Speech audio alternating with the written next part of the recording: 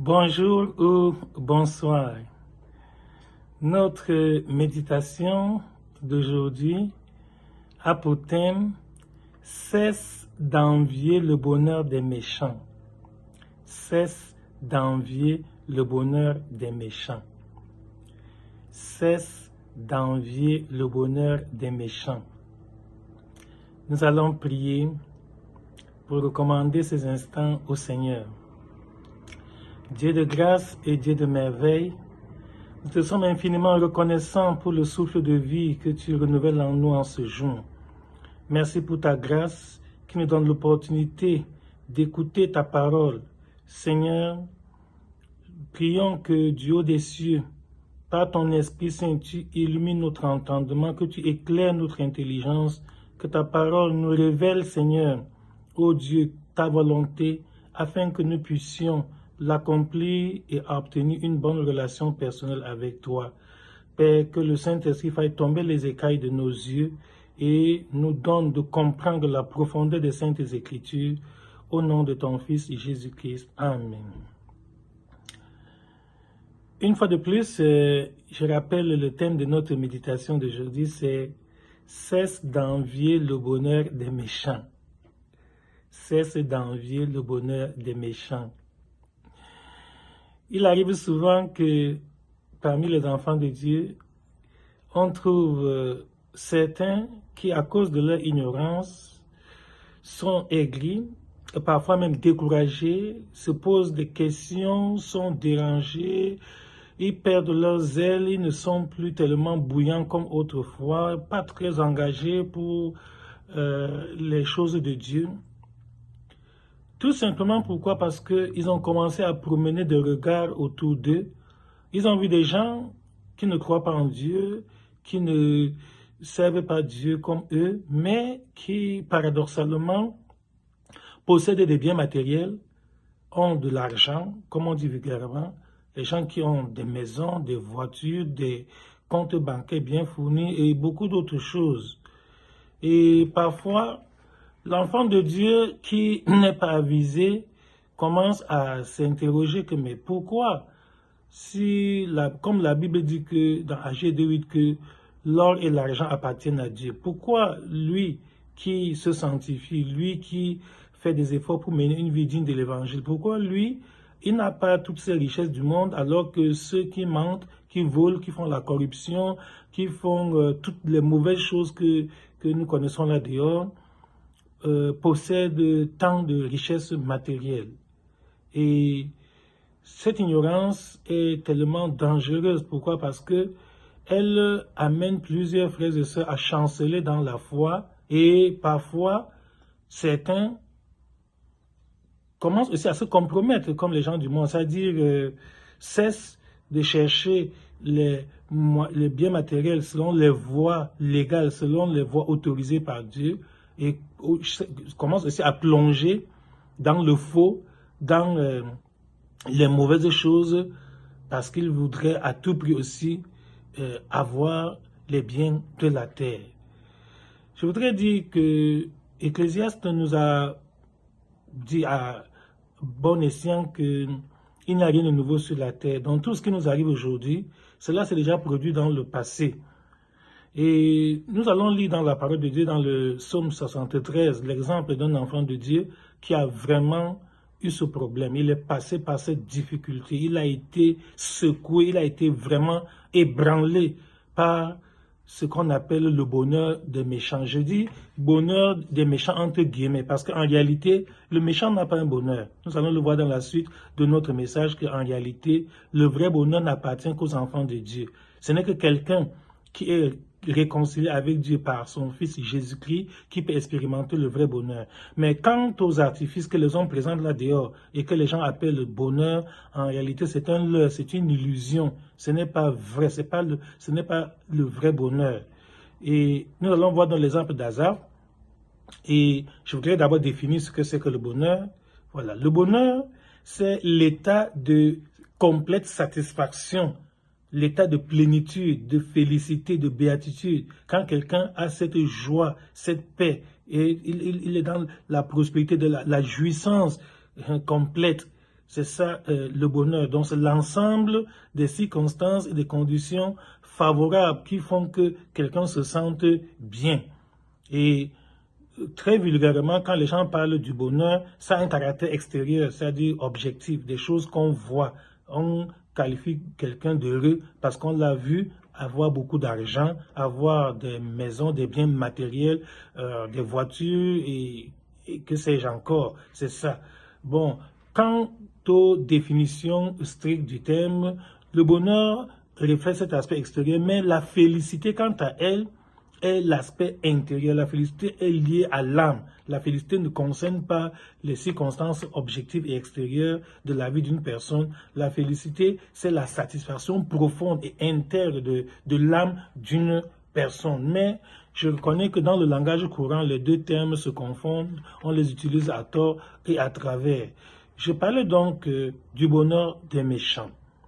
Et quand on parle de méchants ici, le méchant, c'est celui qui fait le mal sciemment. Le méchant, c'est quelqu'un qui manifeste de la malveillance, qui cherche vraiment à nuire. Ça, c'est un méchant. Il n'est pas ignorant. Il sait bien que ce qu'il veut faire là, l'acte qu'il veut poser, n'honore pas Dieu, n'est pas conforme même aux lois humaines du gouvernement établies par l'État, mais malgré cela, il fonce. Pourquoi? Parce qu'il veut atteindre ses objectifs. Pour eux, tous les moyens sont bons pourvu qu'ils soient efficaces. Ça, voilà le méchant. Bref, sur le plan spirituel, d'après la Bible, le méchant, c'est tout pécheur.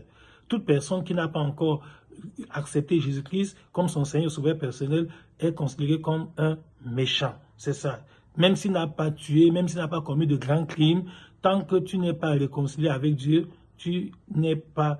Tu es dans la position du méchant. Pourquoi? Parce que depuis le jardin d'Éden, après la chute de nos premiers parents Adam et Ève, l'homme a perdu la communion avec Dieu. Et depuis que cette harmonie a été rompue, ce n'est que par le sang de Jésus seul que l'homme peut retrouver encore cette harmonie avec son Créateur. Nous allons donc voir l'exemple de Asaph. Asaph, c'est dans le psaume 73.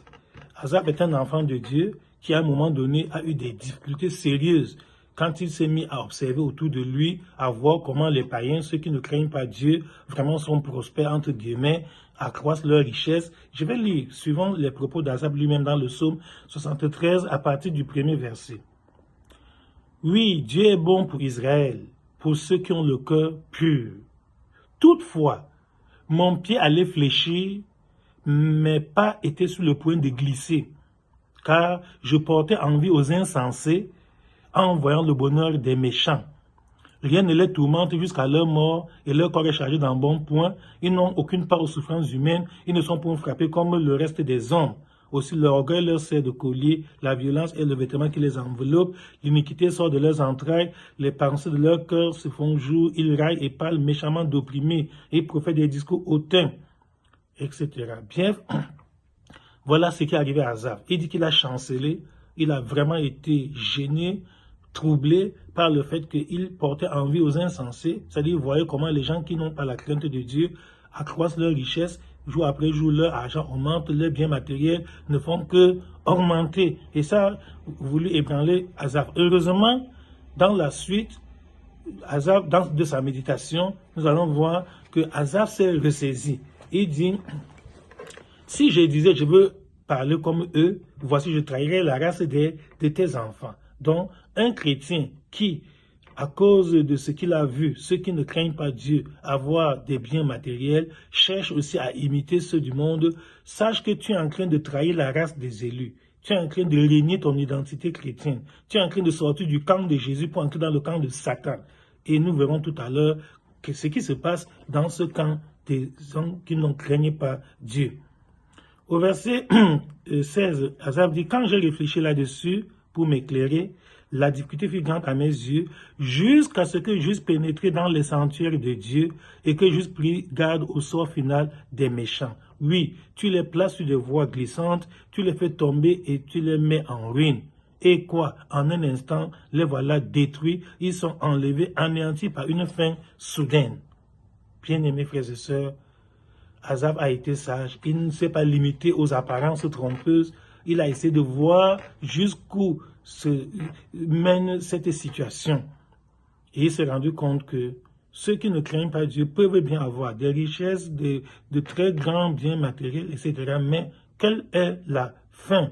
Il dit que la fin est malheureuse. La fin vraiment est très, très mauvaise. Avant même d'en arriver à la fin, au cours de notre méditation d'aujourd'hui, nous allons voir quelle est la réalité profonde qui se cache derrière l'apparence que les méchants présentent. Quand tu vois quelqu'un qui est vraiment nanti, qui est dans l'opulence et tu l'envies, tu ne sais pas ce qu'il traverse, tu ne sais pas dans quelles conditions il se trouve. D'abord, il faut préciser que pour acquérir ces choses du monde, certains payent un prix très élevé, mais ils ne vous le diront jamais. Il y a des gens qui, pour avoir beaucoup d'argent, pour avoir toutes ces richesses matérielles qu'ils exhibent et dont ils se glorifient à longueur de journée, il y en a qui font des pactes avec les mauvais esprits. Quelqu'un a confessé, je ne peux pas dire son nom, quelqu'un m'a confessé que pour avoir, quand il a écouté l'évangile, il est venu pour donner sa vie à Jésus, que pour avoir tout ce que les gens admirent là, comme maison, voiture et tout le reste, la secte à laquelle il avait adhéré lui avait exigé de rentrer au village et de commettre adultère avec sa propre mère, de commettre l'inceste avec sa mère qu'il a mis au monde. Et il dit qu'il a dû commettre cette abomination.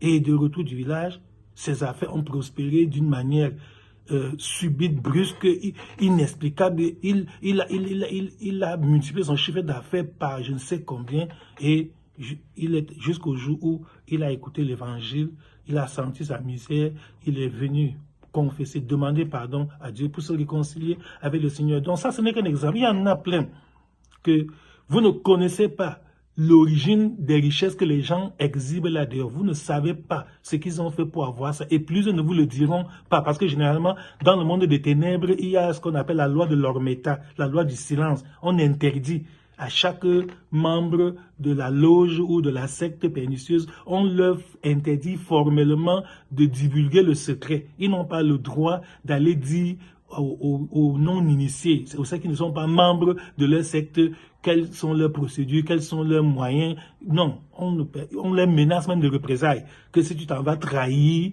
la secte dit comment ça se passe là-bas, ok, comme Satan ne pardonne pas, il peut même l'achever. On les menace même de mort, c'est ça. Donc, il y en a qui commettent des abominations, des crimes horribles. Il y en a qui sacrifient même des membres de leur famille. Il y en a qui tuent leurs enfants, qui donnent leur épouse à la sorcellerie. Il y en a qui ont des membres de famille dans des sectes ésotériques, je ne sais pas comment, dans la magie et tout le reste. Il y en a, j'avais appris un temps un adage qui disait « vivre heureux et mourir jeune ». Vivre heureux et mourir jeune. C'est-à-dire que tu es ancré dans une secte où on te dit que, ok, si tu devais vivre 60 ans, alors on va te donner beaucoup d'argent, tu vivras plutôt 30 ans, la moitié de la vie que tu aurais dû mener. Mais pendant ces 30 ans-là, vraiment, tu auras énormément de richesses, tu vas vivre dans un luxe insolent, tu auras tellement de choses, mais un beau jour, tu vas mourir de mort prématurée. Il y a ça. Il y a d'autres, bref, il y a beaucoup de moyens. J'ai appris le cas d'un homme qui était très riche et il y avait un jour de la semaine dans sa maison où lui, son épouse et tous ses enfants devaient manger leurs propres excréments une fois par semaine. Eux-mêmes, chaque personne devait manger ses propres excréments. Ça, c'est le pacte que cet homme avait fait avec les démons. Et c'est à ce prix-là que cet homme avait tant d'argent, tant de voitures, tant de richesses et beaucoup d'autres choses que vraiment les gens envient sans connaître l'origine. Et il y a beaucoup de cas. Je connais quelqu'un qui est allé vers une grande pour lui demander de l'aider à trouver un emploi et qui, avec beaucoup d'insistance, vraiment voulait que cette grande personnalité, l'aide à trouver un emploi mieux rémunéré parce que le travail qu'il faisait à l'époque ne lui procurait pas grand-chose. Il n'arrivait pas à joindre les deux bouts, il n'arrivait pas à satisfaire tous ses besoins. Et un jour, cette grande personnalité a pris le téléphone, a voulu appeler quelque part pour le recommander pour un emploi après. il a encore remis le téléphone en place. Il lui a dit, mon fils, tu sais, il dit non, papa. Il lui dit, va et continue à faire ton travail actuel. Tu es 1000 fois plus heureux avec ton petit salaire là. Lui, il était très fâché, très gêné que comment quelqu'un qui a ce pouvoir de l'aider à sortir de la misère le laisse vraiment comme ça. C'est longtemps après, lorsqu'il a donné sa vie à Jésus, qu'il a compris que cet homme lui a fait du bien. Parce que cet homme savait que s'il le recommandait dans leur milieu pour qu'on lui donne un emploi entre guillemets meilleur, il aurait beaucoup d'argent, mais à quel prix? Au prix de son âme, au prix de sa relation personnelle avec Dieu. Donc voilà, quant à l'origine, je voudrais dire que le bonheur du méchant n'est pas un vrai bonheur. Pourquoi? Parce que avant qu'on leur donne tous ces biens matériels, ces choses du monde, que les chrétiens par ignorance convoitent, envie, et alors qu'en réalité, avant qu'on leur donne ça, il y en a qui souffrent. Si on vous dit que certains châteaux, certaines belles maisons, les grandes villas que vous voyez là en ville, oui, et sont hantés par de mauvais esprits. C'est-à-dire que les propriétaires n'y dorment pas. Il y a des moments où ils ne peuvent pas passer nuit dans ces belles maisons, bien qu'elles soient très bien construites et luxueuses, oui. Mais les mauvais esprits les empêchent de jouir de cela. C'est pour ça qu'ils sont obligés d'aller de marabout en marabout, de sorcier en sorcier, tout ça, pour chercher à avoir la paix, c'est-à-dire pour chercher à avoir un peu de tranquillité. Mais comme ce sont des choses qui se font la nuit dans les ténèbres, dans l'obscurité, ils ne vous le diront jamais. Le jour, ils se présentent vraiment très heureux, ils sont bien habillés, quelqu'un dirait que nous sommes venus juste les accompagner sur la terre, entre guillemets, alors qu'en réalité, toi qui es chrétien, toi qui as gardé la bonne relation avec Dieu, tu es 1000 fois plus heureux que lui. La Bible dit dans 2 Corinthiens chapitre 11 que le diable se déguise en ange de lumière. Satan est très fort dans l'art du déguisement. Oui, quelqu'un qui est profondément malheureux, qui dort sans dormir, qui passe des nuits de cauchemar parce qu'il est tourmenté par le mauvais esprit. Le jour, vous le voyez très bien habillé, vous le voyez mener un train de vie vraiment exceptionnel, tout le monde l'admire, les gens font des courbettes auprès de lui pour avoir quelques subsides, ignorant qu'il est dans une misère profonde. C'est pour ça qu'il ne faut pas envier le bonheur des méchants. Un enfant de Dieu ne doit jamais envier ce qu'il voit. Tu ne sais pas comment il a fait pour avoir ça. Garde ta paix, toi chrétien. Reste dans la crainte de Dieu. Continue à servir le Seigneur. Et selon la grâce que Dieu te donne, travaille dur, fais des efforts pour essayer d'améliorer tes conditions de vie, pour essayer d'avoir un peu plus les moyens pour subvenir à tes besoins. Mais sache que tu es 1000 fois plus heureux que tous ces gens que tu es en train d'envier là dehors. Il ne faut pas envier le bonheur des méchants. Déjà que l'homme est un éternel insatisfait, il faut le souligner. Personne, les gens cherchent l'argent, tout le monde cherche l'argent. Mais vous ne verrez jamais quelqu'un qui va vous dire que j'ai déjà trouvé l'argent. Même ceux que tu penses qu'ils ont beaucoup d'argent continuent encore à chercher de l'argent. Quand l'homme a 1, il va avoir 10. Quand l'homme a 10, il va avoir 100. Quand il a déjà 100, son cœur lui dit que si tu avais 1000, tu serais heureux. Et le jour où il a 1000, son cœur lui dit qu'il fallait 10 000. Quand il a 10 000, son cœur dit que ouais, si au moins c'était même 100 000. Et quand ça atteint 100 000, il dit que oh, il y a des millionnaires là-dessus, c'est 1 million. Et le jour où tu luttes, tu te sacrifies, tu fais tout jusqu'à être millionnaire, ton cœur te dit que ça c'est zéro. Il fallait être milliardaire. Et les milliardaires, je vous dis, dorment sans dormir, cherchent l'argent plus que toi. Les milliardaires ne s'amusent pas avec un seul sou. Pourquoi? Parce que l'homme est un éternel insatisfait. Une chose n'est valable pour l'homme que lorsqu'il ne la possède pas encore. Tant que l'homme n'a pas quelque chose, il voit que c'est bon, c'est grand, c'est merveilleux. Mais dès qu'il a ça, immédiatement, il commence à voir que ce n'était pas. Pourquoi? Parce que l'homme a été heureux avant. Dans le jardin d'Éden, quand Dieu a créé Adam et Ève, ils étaient heureux. Nos premiers parents vivaient dans la communion avec Dieu. Adam et Ève étaient heureux au jardin d'Éden, pas parce qu'ils avaient tout le confort ou tout le luxe que les gens cherchent aujourd'hui, non, mais tout simplement parce qu'ils étaient en communion avec Dieu. Et cette communion avec Dieu faisait qu'Adam et Ève étaient heureux. C'est lorsqu'ils ont perdu la communion avec Dieu à cause du péché, lorsque cette harmonie a été brisée, c'est alors que Adam et Ève ont commencer aussi cette course vers le bien matériel comme nous. Donc nous étant les descendants d'Adam, et nous tous, nous naissons avec ce désir. L'homme a en lui le désir de retrouver le bonheur qu'il a perdu dans le jardin d'Éden. Tout être humain à sa naissance a cette soif en lui. C'est-à-dire qu'il y a un vide dans le cœur de l'homme, que ce n'est que Dieu seul qui peut combler. Il y a un vide dans ton cœur que l'argent ne peut pas combler, que le diplôme... Je reconnais que l'argent a sa place dans la vie d'une personne, l'argent est utile, le diplôme a sa place, tout ce que nous avons, la maison, il faut bien s'abriter, c'est bien beau, mais rien de toutes ces choses-là ne peut occuper la place de Dieu dans ton cœur. Rien de tout ça ne peut remplacer Dieu. Tant que tu n'as pas Jésus, tu n'es pas heureux, tu ne peux pas être satisfait. L'homme qui n'a pas Jésus est malheureux, même s'il est multimilliardaire, même si, parce que la place de Dieu reste vide dans sa vie. Et l'argent, les milliards ne pourront jamais occuper cette place que Dieu seul peut occuper. Donc, il ne faut pas se tromper de cible. Il ne faut pas commettre l'erreur de croire que c'est à force d'amasser beaucoup de biens que tu seras heureux. Non. Tant que tu n'es pas réconcilié avec Dieu, que tes biens augmentent n'importe comment, tu sentiras toujours ce vide intérieur.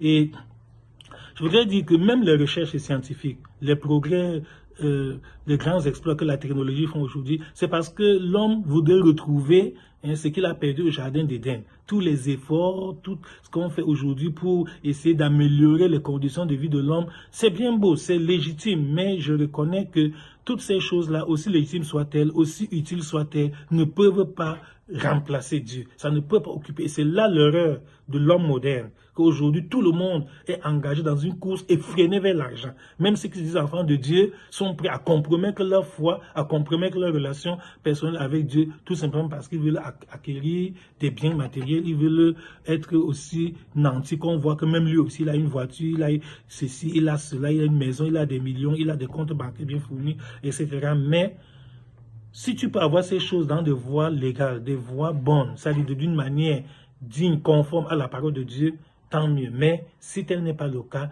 ne vends pas ton âme, ne compromets pas ta vie. Pourquoi? Tu risques d'entrer dans une prison. Il y a plusieurs sortes de prisons. Il y a les prisons physiques que nous connaissons, les prisons établies par le gouvernement. Quand on arrête quelqu'un, on le juge au tribunal et s'il est coupable, on le condamne, on l'enferme à la prison. Mais je vous dis qu'il y a d'autres prisons plus graves que celles-là, que les prisons physiques que nous connaissons.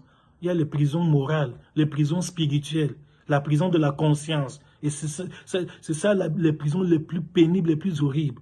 Beaucoup de gens que vous voyez là dehors, bien habillés, ayant beaucoup d'argent, sont en réalité de grands prisonniers. Ils sont prisonniers dans leur conscience, que leur cœur les juge sans cesse. La nuit, ils n'ont pas la paix, ils ne dorment pas, ils ne sont pas tranquilles. Pourquoi? Parce que les moyens illégaux, les moyens pernicieux qu'ils ont utilisés pour amasser les richesses, pour avoir les biens du monde, cela les tourmente, leur passé les rattrape et ils se retrouvent toujours en train d'être intérieurement tourmentés.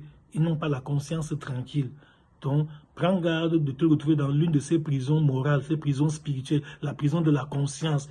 C'est le plus pénible parce que tu marches avec ta conscience. Tu ne peux pas laisser ta conscience et te déplacer seul, sans elle. Tu es toujours... Donc, c'est une prison permanente de jour comme de nuit. Et tant que tu ne te réconcilies pas avec Dieu, en acceptant Jésus-Christ comme ton Seigneur et Sauveur personnel, tu ne seras pas libéré de cette prison. C'est pour ça que vous voyez, les gens qui sont apparemment nantis de biens matériels font parfois des choses bizarres. Ils sont obligés de chercher des plaisirs, ils sont obligés de chercher... Bon, dernièrement, j'ai appris un phénomène terrible, qui n'est même pas bon à décrire, le phénomène des portiers-porteurs à Dubaï.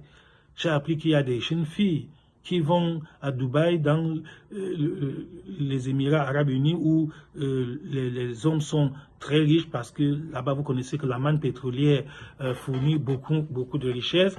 J'ai appris qu'il y a des femmes qui y vont et qui se laissent déshumaniser, je ne sais pas comment dirais-je, parce qu'un être humain qui accepte qu'un autre être humain puisse déféquer dans sa bouche, c'est-à-dire que je ne sais pas comment dire, c'est très mal, c'est tellement horrible. Et plus tard, quand vous voyez une telle femme avec beaucoup d'argent, vous vous mettrez à l'envier que vraiment, elle allait à Dubaï faire les affaires, elle est rentrée, elle est riche, alors qu'en réalité, ce n'est pas les affaires qu'elle a fait à Dubaï. Elle est allée pour détruire son âme, aller pour se déshumaniser, pour perdre sa dignité d'être humain. Cela n'est pas bien. La Bible dit très bien que servirait-il à un homme de gagner le monde entier s'il perdait son âme? Ton âme est plus chère, est plus importante, ton âme a plus de valeur devant Dieu que tous ces biens du monde.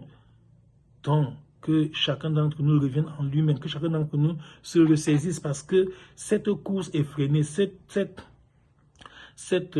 soif d'avoir les biens du monde, d'avoir l'argent à tout prix, a déjà mené à beaucoup de dérapages, de déviations. Les gens ont déjà commis des choses qu'ils n'avaient jamais imaginé qu'ils feraient avant de quitter ce monde. Et lorsqu'ils s'y retrouvent, ça devient un cercle vicieux. C'est-à-dire que on te dit que pour maintenir le statut que tu as déjà, il faut encore s'enfoncer davantage dans le mal, dans la souillure, dans les mauvaises choses. Et comme ils ne connaissent pas Dieu, ils pensent que c'est la seule solution. Non, il y a une solution. Même toi qui es déjà victime, il n'est pas tard. Tu peux encore te rattraper. Tu peux prendre un nouveau départ avec Jésus. Si tu viens au Seigneur et tu lui demandes pardon, tu lui confesses tout ce que tu as fait dans les ténèbres pour avoir les richesses du monde. Le Seigneur est juste et fidèle pour te pardonner, pour te purifier de toute iniquité. Dieu ne veut pas la mort d'un pécheur. Au contraire, Dieu veut que tu te repentes et que tu aies la vie, la vraie vie. La vie avec Jésus, parce que sans Jésus, l'homme n'est rien. Tant que tu n'as pas Jésus, toute réussite sans Dieu est un échec déguisé. C'est ça. Toute personne qui dit qu'elle a réussi alors qu'elle n'a pas Dieu, en réalité, cette personne a échoué. Mais son échec est déguisé par l'apparence. C'est-à-dire que les biens matériels, les choses du monde font illusion, font croire que cette personne a réussi, alors qu'en réalité, elle a échoué. Toute réussite sans Dieu est un échec déguisé. Si tu as n'importe quoi et tu n'as pas Jésus, en réalité, tu n'as rien. C'est celui qui a Jésus qui a tout. Si tu as Jésus, tu es heureux. Même si tu n'as pas d'argent, même si tu n'as pas de voiture, même si tu n'as pas de maison, même si tu n'as pas les choses du monde, toi qui as Jésus, tu es 1000 fois plus heureux que ceux qui ont ces choses du monde et qui n'ont pas Christ. Pourquoi? Parce que en Christ, nous retrouvons le jardin d'Éden perdu. Quand tu as vraiment Jésus, tu retrouves la paix que Adam avait, la joie, le bonheur que Adam et Ève avaient avant la chute dans le jardin d'Éden. L'harmonie, puisque Dieu leur rendait visite chaque soir, et Dieu dialoguait avec eux. Quand aujourd'hui tu es un vrai enfant de Dieu, tu expérimentes la même communion avec le Seigneur. Dieu te révèle beaucoup de choses cachées. Toi-même, tu sens la vie, tu te sens encore heureux. Et c'est ce qui manque aux hommes aujourd'hui. Et dans l'ignorance, beaucoup pensent que c'est le matériel qui peut produire cela, qui peut procurer cela. Non, non. C'est la présence de Dieu dans la vie d'une personne qui peut rendre la personne heureuse. Le vrai bonheur vient quand tu as Dieu dans ta vie. Tant que tu n'es pas réconcilié avec Dieu, tant que Jésus ne vit pas dans ton cœur, tu n'es pas heureux, quel que soit ce que tu possèdes sur le plan matériel ou sur le plan financier. Donc, ne vous trompez plus de cible, ne faites plus d'erreurs. N'enviez plus le bonheur des méchants, parce qu'en réalité, il n'existe pas un bonheur des méchants. Le méchant n'a aucun bonheur. Au contraire, le méchant a une apparence trompeuse qui fait croire aux gens qu'il est heureux, alors qu'en réalité, il est misérable, pauvre, aveugle et nu. Il ne sait pas qu'il est malheureux. Mais toi qui as la parole de Dieu, tu dois comprendre ces choses et te préserver du mal et ne pas tomber dans les pièges du malin. J'ai déjà dit que Satan se déguise en ange de lumière. C'est dans 2 Corinthiens chapitre 11 verset 14. Satan est très fort pour masquer l'échec, pour faire illusion et faire penser aux hommes que Satan connaît changer le blanc en noir. Oui, l'ennemi est très fort. L'ennemi connaît faire qu'un innocent paraisse comme étant le coupable et qu'on voit le coupable comme étant l'innocent. C'est-à-dire que tout le monde accepte qu'il est coupable, alors qu'en réalité, il est innocent. Et le vrai innocent et le vrai coupable, tout le monde le voit pour innocent. Donc Satan connaît jouer à ce jeu-là, puisqu'il est le menteur et le père du mensonge. Mais, je le répète, la Bible dit dans Matthieu chapitre 16, verset 26, que servirait-il à un homme de gagner le monde entier s'il perdait son âme? Ton âme a bien plus de valeur que toutes les richesses matérielles que l'homme est en train d'envier aujourd'hui. Donc ne vous y trompez pas. La parole de Dieu nous dit qu'il n'y a point de paix pour les méchants. Et nous avons vu que le méchant, c'est toute personne qui n'est pas réconciliée avec Dieu. Donc le verdict du Seigneur est catégorique là-dessus dans Ésaïe chapitre 48, verset 22. Il n'y a point de paix pour les méchants. Donc même si le méchant rit, le méchant, on vous les présente à la télévision, qu'ils sont très bien, ils sont allés dans telle plage, ils ont fait ceci, là. Tout ça, c'est des subterfuges. Il n'y a point de paix pour les méchants. Ils n'ont aucune paix, quelles que soient les apparences trompeuses qu'ils vous présentent.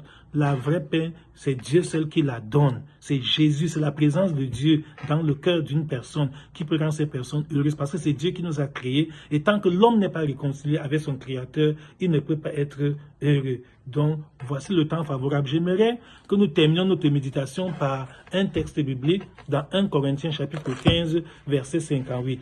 C'est l'exhortation que l'apôtre Paul nous donne dans 1 Corinthiens chapitre 15, verset 58. Il est écrit: ainsi, mes frères bien-aimés, soyez fermes, inébranlables, travaillant de mieux en mieux à l'œuvre du Seigneur, sachant que votre travail ne sera pas vain dans le Seigneur. Alléluia. L'apôtre Paul nous dit, c'est le Saint-Esprit qui nous parle par la bouche de l'apôtre Paul, que nous devons rester fermes dans la foi. Nous ne nous laissons pas ébranler. Si tu vois même dans un camarade de classe qui en un rien de temps a déjà acquis tellement de richesses du monde, alors que toi, tu es encore en train d'essayer petit à petit de travailler pour essayer d'épargner et bâtir ta vie, tu es 1000 fois plus heureux que lui. Ne limite pas. Tu ne sais pas ce que cet ancien camarade de classe a fait pour en arriver là. Il dit, soyons fermes, restons inébranlables. Inébranlable veut dire que même si demain, tu vois plus que ça, si ça s'aggrave, que cela ne t'ébranle pas. Même si ces gens-là font aussi semblant d'adorer Dieu, de prier Dieu et tout le reste, parce que parfois, il y a ce vernis religieux que les gens mettent juste pour se donner bonne conscience, pour tromper les gens, pourquoi dire même eux aussi sont chrétiens, qui sont dans la foi, alors qu'en réalité, après être allés à l'église, ils savent ce qu'ils font dans le monde des ténèbres, dans l'obscurité. Ne vous y trompez pas, ne vous laissez pas berner par ces illusions, ne vous laissez pas entraîner par ces fausses apparences. Travaillons de mieux en mieux à l'œuvre du Seigneur. Oui, ce que tu fais pour la gloire de Dieu, ta récompense est grande. Déjà ici-bas, cette paix que le Seigneur te donne, cette satisfaction intérieure, ça dit que... déjà, je voudrais lever l'équivoque. Je ne suis pas en train de dire qu'un enfant ne peut pas être riche, non. Ou bien que la pauvreté est synonyme de spiritualité, non. Il y a des pauvres qui ne croient pas en Dieu, il y a des pauvres qui n'ont pas donné leur vie à Jésus. Et c'est déplorable. Mais il y a aussi des riches qui servent Dieu véritablement, il y a des riches qui ont vraiment accepté le Seigneur et qui le servent avec persévérance comme Daniel à Babylone. Il y en a. Donc, même aujourd'hui, nous avons des personnes bien nanties qui craignent Dieu. Ça, ce sont là des bons modèles qu'on peut imiter, mais n'imitez plus pas ceux qui vendent l'âme au diable pour avoir les biens du monde, qui entrent dans la sorcellerie, dans les mauvaises choses, qui se compromettent, qui font des abominations pour avoir leur richesse. Donc, restons fermes, inébranlables, travaillons de mieux en mieux à l'œuvre du Seigneur, sachant que notre travail ne sera pas vain dans le Seigneur. Alléluia. Dieu est juste. Dieu est le rémunérateur de ceux qui le cherchent. Le Seigneur te réserve une grande couronne. Ne perds pas ta couronne à cause de l'apparence. Non, reste ferme, inébranlable, continue à servir Dieu. Ce qui est pour toi, la Bible dit qu'un homme ne peut recevoir que ce qui lui a été donné du ciel. Ce que Dieu a voulu que tu possèdes ici, Dieu te le donnera au temps convenable. Sois seulement patient, continue à servir Dieu, continue à faire la volonté de Dieu, même si on te montre des raccourcis, où tu peux aussi mentir, corrompre, faire le faux pour avoir beaucoup d'argent. N'accepte pas, n'entre pas dans ces mauvaises voies-là, parce que leur issue, c'est la mort. Mort physique, mort spirituelle et beaucoup d'autres choses. Donc, reste ferme dans ta voie. Et le diable avait tenté Jésus en lui disant dans Matthieu 4 que, en lui montrant la gloire du monde, le bien du monde, que si tu te prosternes devant moi, je vais te donner ces choses-là. Jésus a dit, arrête de moi, Satan. Jésus a refusé de se prosterner devant le diable pour avoir la gloire du monde. Malheureusement, aujourd'hui, autour de nous, il y a beaucoup de personnes qui se sont prosternées devant Satan en faisant des pactes avec le mauvais esprit. Et le diable, effectivement, leur a donné ces biens du monde, là, mais à quel prix? C'est pourquoi je dis bien, sois sage, mon frère, ma soeur, tu es 1000 fois heureux, toi qui as Jésus, continue à servir le Seigneur, persévère dans la foi, sois patient, Dieu pourra à tes besoins, le Seigneur est fidèle, Dieu ne ment point, ça veut dire que Dieu n'oublie pas ses promesses. La grâce de Dieu, ce qu'on obtient par grâce est meilleur que ce qu'on obtient par le faux. Quand c'est par la grâce de Dieu que tu as obtenu quelque chose, même si c'est peu, la jouissance, la satisfaction, la paix que ça te donne, le bonheur que ça te procure est 1000 fois meilleur que quelqu'un qui a eu plus que ça par des moyens frauduleux, par des moyens qui ne rendent pas gloire à Dieu. Donc, restons fermes dans la foi, sachant que nous avons choisi la bonne part. Nous, les chrétiens, nous avons choisi la bonne part. Dans Luc, chapitre 10, verset 41 à 42, Jésus disait à Marthe que Marie a choisi la bonne part, celle de rester au pied du Seigneur, écouter sa parole et la mettre en pratique. Donc, toi qui as Jésus, tu es heureux, tu as choisi la bonne part. Reste, ne te laisse pas intimider par les moqueries, par tout ce que les gens qui ne connaissent pas Dieu font comme cinéma autour de toi. C'est du théâtre pur. Ils ne sont pas heureux. Si le jour où Dieu ouvrira tes yeux spirituels pour que tu vois dans quelle misère ils se trouvent, ces gens qui n'ont pas Dieu, mais qui ont les biens matériels, ces jours-là, tu comprendras que, vraiment, c'est bon de servir Dieu, c'est bon d'être avec Jésus. Je répète, toute réussite sans Dieu est un échec déguisé. Toi qui as Jésus, tu as tout. Celui qui n'a pas Jésus n'a rien. Même s'il a des millions et des milliards, en réalité, il n'a rien. C'est celui qui a Jésus qui est heureux, qui a tout. Parce que Jésus est le plus grand don que Dieu nous a donné. Dieu n'a pas épargné son propre fils.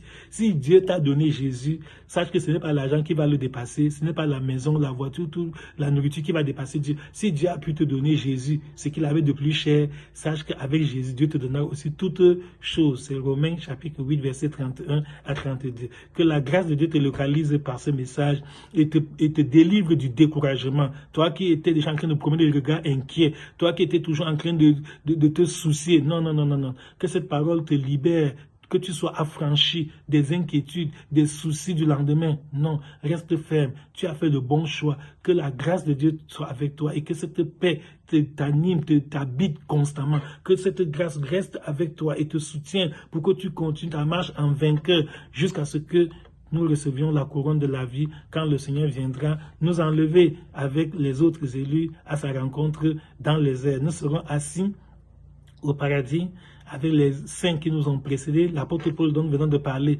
tu seras assis à côté de l'apôtre Paul, autour du banquet de l'agneau, revêtu de robe blanche, avec des palmes à la main et chantant le cantique nouveau, le cantique de Moïse, le cantique de l'agneau. Saint, Saint, Saint est l'Éternel, car la terre entière est remplie de sa gloire. Tu verras les 24 vieillards, les 4 êtres vivants. Toi-même, tu seras dans une ville qui est éclairée par Dieu lui-même. Je voudrais te lire l'Apocalypse. La parole de Dieu nous dit, Apocalypse chapitre 21, à partir du verset 22, « Je ne vis point de temple dans la ville, car le Seigneur Dieu Tout-Puissant est son temple, ainsi que l'agneau. La ville n'a besoin ni du soleil, ni de la lune pour l'éclairer, car la gloire de Dieu l'éclaire, et l'agneau est son flambeau. » Alléluia. Voilà la ville, la nouvelle Jérusalem que Jésus est parti préparer pour nous. Bien-aimés, ne rate pas ce bonheur, ne rate pas cette grâce, reste ferme dans la foi, afin que, ici-bas d'abord, Dieu te fasse expérimenter. C'est-à-dire que Dieu continue à te faire expérimenter ce vrai bonheur et que même après la mort, tu ne te retrouves pas en enfer comme ces méchants qui ont commis le crime pour avoir les biens du monde. Non seulement ils sont tourmentés aujourd'hui, comme je lis dans leur conscience, mais après la mort, ils iront dans un étang de feu et de soufre qui ne s'éteint jamais. Alors que toi, qui es fidèle à la parole de Dieu, non seulement tu as la paix intérieure, tu es heureux, tu es réconcilié avec Dieu ici-bas. Après la mort, par la grâce de Dieu, tu te retrouveras autour du banquet de l'agneau, où il n'y aura plus de pleurs, plus de larmes, où nous serons heureux, toujours joyeux, car c'est là le pays des bienheureux. Que la grâce de Dieu soit pleinement notre partage, que ceci nous délivre du découragement, des inquiétudes, des soucis du monde, que cette grâce te stabilise dans la foi et t'aide à demeurer ferme et inébranlable jusqu'au jour où le Seigneur viendra nous enlever. Au nom de Jésus-Christ notre Sauveur. Amen. Amen.